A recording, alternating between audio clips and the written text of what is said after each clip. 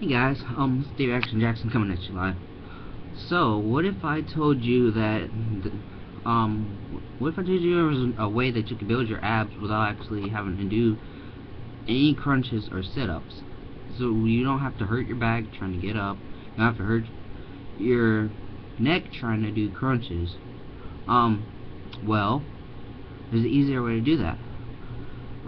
There's a couple of different ways that you can actually work your abs. First, the whole ultimate way that you can actually do that is by losing body fat.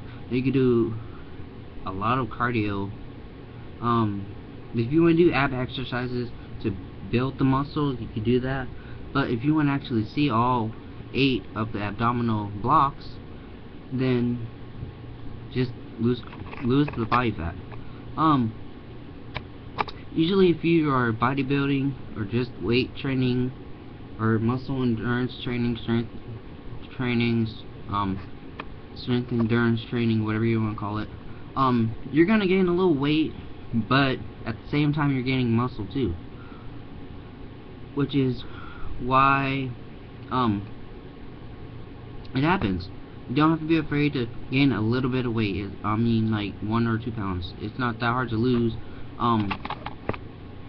But your body fat percentage does go up maybe 0.5%, but that's not bad, or 0.05%, but it's not really all that bad. So now the second way that you can actually get your abs to show, you could, other than doing cardio and losing body fat, you do crunches and sit-ups the normal way, or there's a different way. You could do half a crunch. Now, half a crunch it's a crunch technically, but it's not a crunch because you don't lift any part of your body except maybe like your head, but you're actually using your abdominals to do crunching. Now, it doesn't exactly go all the way, like you look up at the ceiling, you go as high as you could go. Here, I'll show you guys what it looks like. So, half a crunch. You basically get inside of the crunch position. What you're doing is you have your hands like this. Your elbows will be facing towards the ceiling or towards the sky, wherever you're at. And all you're doing is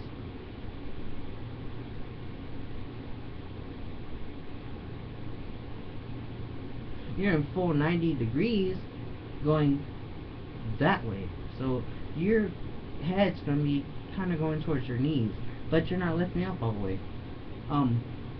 You can pretty much do this for a whole workout. So basically what you're doing is you're just lifting your head. It's like you're crunching towards your knees instead of crunching up like the normal crunch, because that's pushing the abs up. But you basically, what the half a crunch does is it's pushing your abs down so you can build them up while they're building all the other pieces up too. The cool part about this exercise is it's working all 8, not just the 6. It's work all 8. So if you want to add something else to that, like you do leg lifts or whatever you want to call those, which is basically what you're doing is you have your legs like this, put your hands under your butt, and you're just going to raise one knee. So like that. You're working both of your legs. You're working both sides of the abs too. So if the other knee lifts, it's cool because you're going to be crunching, so it's not really that much of a big deal, but you're actually working the abdominals while you're doing it. So this is way easier than having to do like both your legs going up, because even though that's effective, you can actually do it like that too, but you don't have to straighten your legs.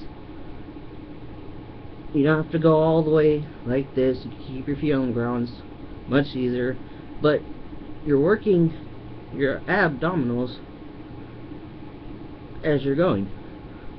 You can keep your hands on your abs, or you can keep your hands under your butt, but you're not going to put your hands directly under your butt. So here's the positioning. of where your hands are going to be. They're going to be pretty much just like right about here. So where is it? Right here. So they're just going to be right aligned with your butt. Right. So now you just gotta do the exercises. Now, it's not hard to do. It's actually pretty easy. You can do a ton of these, and it does work your abs. You can add it to the beginning of your workout, maybe at the end or the middle. It doesn't really matter. Most people recommend doing. Well, most people do it at the end of the workout. They do the ab work. They do their abs after workout. I don't recommend you do it after. I think you should do it either before or during, because if you're working your abs, you pretty much just get the mentality that you're going to work out your whole body too. Don't work out just your upper body though. For guys out there or girls who are bodybuilding, don't work out just your upper body. Work out your legs too, and your abs and your chest as well, because you're going to be a guy with big arms, or a giant upper body with no lower body. You have no stability down there. Couple ways that I will recommend working out is, if you're gonna do like your arms, do your forearms, then your biceps, your triceps, and then your shoulders. Do your back and your abs, and then your lower body and maybe your abs too.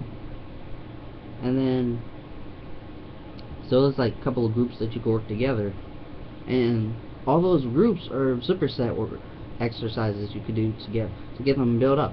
So if you work out one part of the body, you work out another at the same time, and that just builds up your workout so where you're doing more in less time.